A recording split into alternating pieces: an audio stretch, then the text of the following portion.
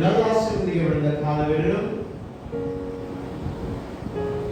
சர்வதனுடைய பாடுகளே நீங்கள் நானும் விலையை பெற்றவங்க விசேஷித்தவர். நல்லாசிரியர் காலவேள உங்கள் எண்ணெய் தட்டி எழுப்பி இந்த புதிய மாதத்தின் 2வது நாளில் காணொளி செய்து உங்களுக்கு எனக்கு தன்னுடைய கிருபை பாராட்டி இந்த நாளை அவர் திட்டத்தை சித்தத்தை செய்யும்படியாக உங்களை தெரிந்து கொள்வதற்காக காலவேள உங்கள் யாவரையும் சத்தத்தை கேட்கிற திருச்சபை பிள்ளைகளில் நம்முடைய கிராம சேனல்களில் வெளியாக சர்வமான நாமத்தாலே வாழ்த்துகிறேன்,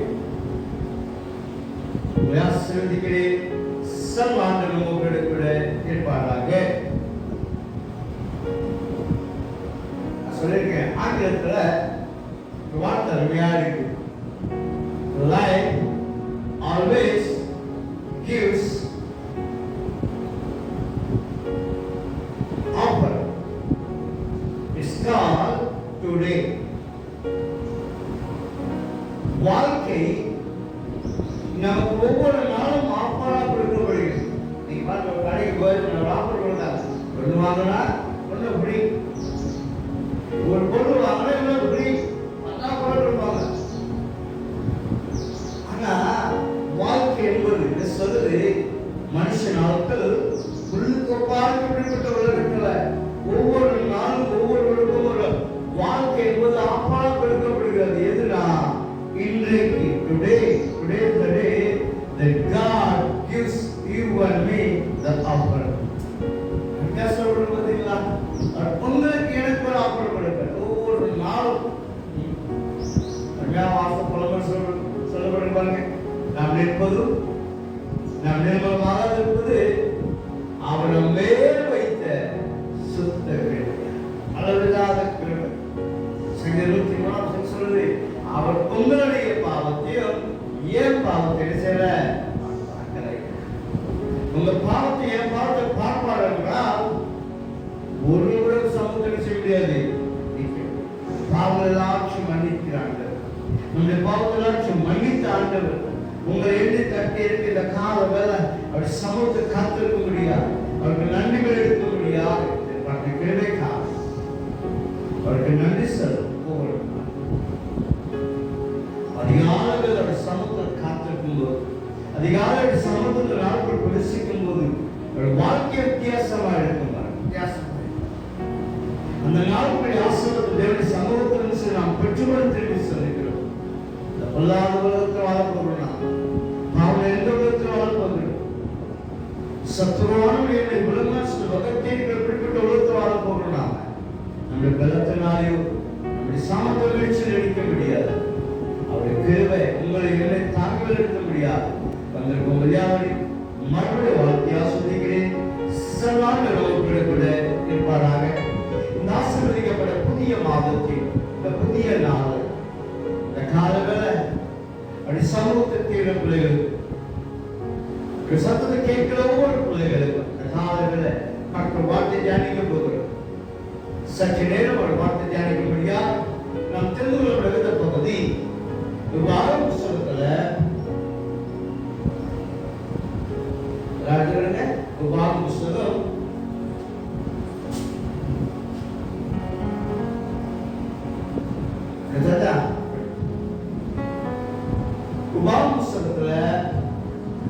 28ஆம் அதிகாரம் 1ஆம் வசனம். விவாகம் புஸ்தகம் 28ஆம் அதிகாரத்துல 1ஆம் வசனம். விவாகம் புஸ்தகத்துல 28ஆம் அதிகாரம் 1ஆம் வசனத்து, இன்று நான் உனக்கு விதிக்கிற தேவனாய கட்டளை சத்தத்தை தேவனாய கட்டளையின்படி எல்லாம் செய்ய நீ கவனமாயிருக்கும்படிக்கு அவர் சத்தத்துக்கு உண்மையாய் செவிகொடுப்பாயானால் தேவனாய கர்த்தர் சகல ஜாதிகளின் மேன்மையாக்குவார். தேவன் விரும்புகிற ஒரு காரியம், ஒரே ஒரு காரியத்தை கேட்டார். ஒரு வார்த்தைக்கு சொல்லுது, காது உள்ளவன் என்ன செய்வானாம்? காது உள்ளவன் கேட்க. இன்னைக்கு நமக்கு அநேக காரியங்கள் எச்சரிப்பு சத்தம் எடுக்கப்படுகிறது. அநேக காரியம் உலகப்படுற காரியத்துல பார்த்தீங்கன்னா இப்படி நடக்குறீங்க. இப்படி போகும்போது நேரா போங்க, வலைகளை முந்தாதீங்க, ஓவர்டேக் பண்ணாதீங்க. இந்த இடத்துல ஓவர்டேக் பண்ணுங்க, இந்த இடத்துல பண்ணாதீங்க. இந்த வளைவு இருக்கு, மெதுவா போங்க, முன்ன ஸ்பீட் பிரேக்கர் இருக்கு, கவனமா போங்கன்னு சொல்லி அநேக கட்டளைகள், அநேக வார்த்தைகள் நமக்கு என்ன செய்து உலகத்தில் வைக்கப்பட்டது. சில நேரம் அதை கடைபிடிக்க வேண்டும் என்று சொல்லி அரசாங்கம் உங்களுக்கு எனக்கு அது வைக்கப்பட்டது. நீங்க நடக்கும் போது நீங்கள் விபத்தில் தப்பித்துக் கொள்ளலாம் சொல்லி சில இடத்துல போர்டு வச்சிருப்பாங்க. விபத்து பகுதி கவனமா செல்லவும். முன்ன போனா ஸ்பீட் பிரேக்கர் இருக்குது, கவனமா செல்ல வேண்டும். முன்ன கிராசிங் இருக்குது, நீங்க மெதுவா செல்ல வேண்டும். முன்ன குறுகிய பாலம் இருக்குது, நீங்க கவனமா செல்ல வேண்டும் என்று சொல்லி என்ன செய்து உலக பிரமாண காரியம் நமக்கு வைக்கப்பட்டிருக்கு. இதே போல ஆவிக்குரிய வாழ்க்கையில் நீங்கள் நான் வாழ வேண்டும் என்றால் தேவன் உங்களை அழைத்த ஆண்டவர் பரிசுத்தமுள்ள ஆண்டவர், அவர் சரளம் ஆண்டவர். அவர் தம்முடைய பிள்ளைகள் தமக்காக தெரிந்து வச்சிருக்கிற பிள்ளைகளுக்கு அவர் கொடுக்கிற ஒரு வார்த்தை, இன்று நான் உனக்கு விதிக்கிற தேவனாகிய கர்த்தருடைய கட்டளைப்படி எல்லாம் செய்ய கவனமாயிரு, கவனமாயிரு.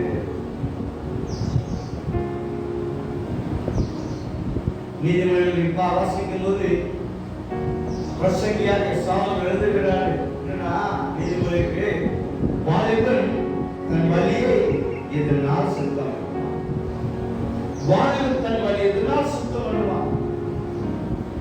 ஒரு வார்த்தைப்படியே தன்னை காத்துக்கொண்டு அதில் நடக்கிறவர்கள் காலவேளை சமூகத்தில் காத்துக்கப்படுது. ஆண்டவர் உங்க மூலமா மூலமா ஒரு திட்டத்தை வச்சிருக்கிறார். அந்த திட்டத்தின்படி நாம் செய்யும் போது, திட்டத்தை அர்ப்பணிக்கும் போது உங்களை ஆசிரியக்கிறவராக இருக்கிறார். சொல்லிட ஒரு வார்த்தை உள்ளது, என்று நான் உனக்கு விதிக்கிற என் கட்டளைப்படி எல்லாம் செய்ய கவனமா இருக்கு. என்ன சொல்றாரு?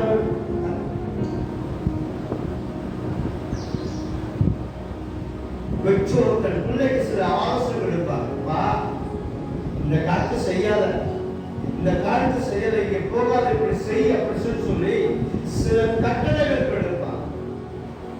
ஆஸ்பத்திரிக்கு போனா டாக்டர் போவாங்க, 3 இடத்து மாற்றணும், சாப்பிட்ட பிறகு சாப்பிட முன்னால இப்படி பலவிதமான இவ்வளவு கவனமா கட்டளை கடைபிடிக்கிறோம். ஆனா தேவன் நம்மளை உண்டாக்கின ஆண்டவர், உங்களை சிருஷ்டித்த ஆண்டவர், உங்களை பேச அழைத்த ஆண்டவர், உங்களை அதிகமாக நேசிக்கிற ஆண்டவர் ஒரு காரியத்தை சொல்லுகிறாரு. இன்னைக்கு நான் உன கட்டளை நடப்பாய் என்றால் அதில் நடக்கும் போது உனக்கு வருகிற ஆசீர்வாதத்தை அது கீழே அருமையாக ஒவ்வொரு வார்த்தை சொல்றாங்க.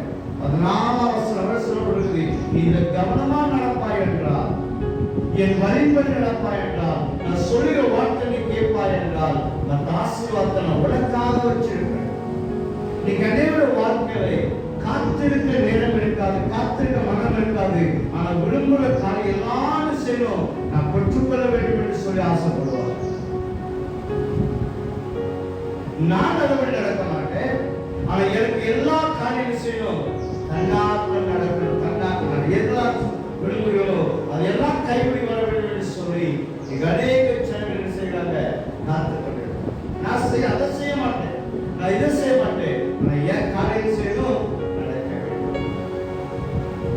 நீங்க பாத்தீங்க ரேவதிக புஸ்தகத்துல 2ஆம் அதிகாரம் 27ஆம் வசனம் சொல்லுது. ரேவதிக புஸ்தகத்துல 2ஆம் அதிகாரம், ரேவதிக புஸ்தகம் நான் வாசிக்கிறேன். ரேவதிக புஸ்தகத்துல 2ஆம் அதிகாரம் 27ஆம் வசனம் சொல்றாங்க. ரேவதிக புஸ்தகம் 2ஆம் அதிகாரம் 27ஆம் வசனம், அவர்கள் தங்கள் முகத்தை அல்ல தன் முதுகை எனக்கு காட்டினார்கள், தங்கள்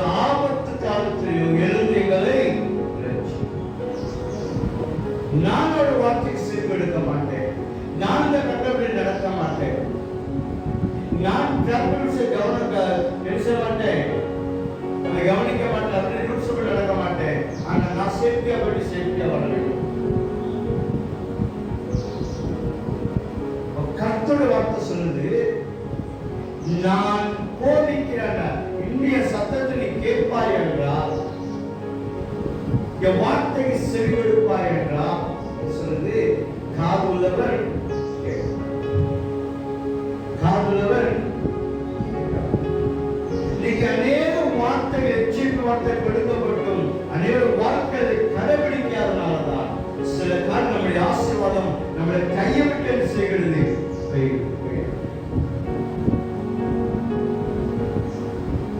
சில பாருங்க, சில நேரம் நம்ம எதிர்பார்த்த காரியம் கைப்பிடி வளம் இருக்கும்போது, ஐயோ இதெல்லாம் செஞ்சிருக்கலாமே, இப்படி செஞ்சா என் காரியம் வாய்த்திருக்குமே, அநேகமே யோசிச்சிருக்கும் பாருங்க. இது செய்யாமல் பண்ணிவிட்டோம், இந்த காரியம் நடந்தது, இதை நான் செஞ்சிருக்கணும் என்பதாவது. படிக்கிற பசங்க பாருங்க, படிச்ச நேரம் விளையாட்டு இருப்பாங்க, படிக்கணும் படிக்க மாட்டாங்க.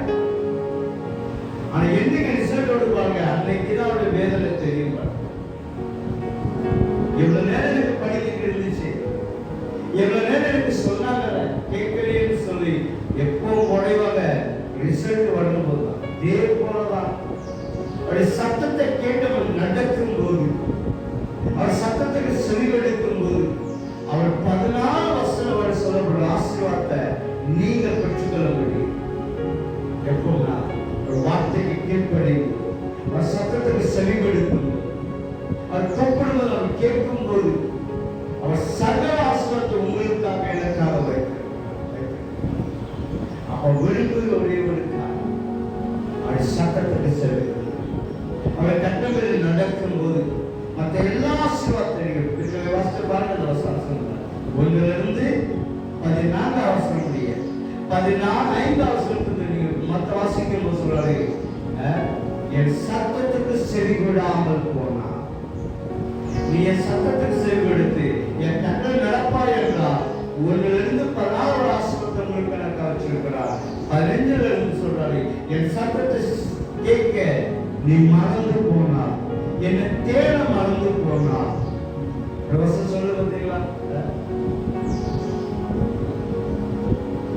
நான் மகத்துவங்களை வார்த்தை கொடுத்திருக்கிறேன். அவங்க நினைச்சாங்க அநாகரிகமாக மாற்றிக் கொண்டார். என் வேதத்தை நீ மறந்தாய், உன் பிள்ளைகள் நினைச்சவே மறந்து. இது எப்போ தெரியுமா, கேட்கும் போது நம்ம நினைச்சோம் நம்ம செவி அடைத்து விடுகிறோம்.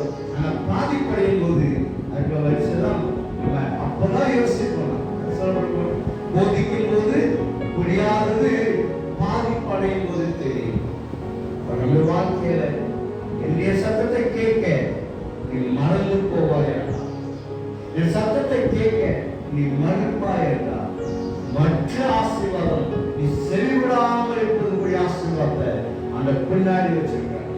இன்னைக்கு 2 ஆப்ஷன், நீ செவி கொடுத்தால் இந்த ஆசத்தை பெற்றுக்கொள்ளலாம், நீ செவி கொடுக்காவிட்டால் இந்த ஆசத்தை எழுந்து போவான்னு சொல்லி இந்த புதிய மாற்றப்படி செய்யும்படியாக உங்களுக்கு கேள்வி செஞ்சிருக்கிறார். தாசனியோட காலங்களில் சமுத்திர காத்துக்கப்பில் இருக்கு. அந்த வசனத்தை வாசிக்கும் போது நீங்கள் நானும் அதை கடைபிடிக்கும் போது, அவர் சத்தத்தை கேட்கும் போது, கட்டளை நடக்கும் போது உங்களுக்கு எனக்காக செய்கிறார். காலங்களில் வாசத்தை பெற்றுக்கொள்ள முடியாது. யாரும் கட்டளை படிக்கும்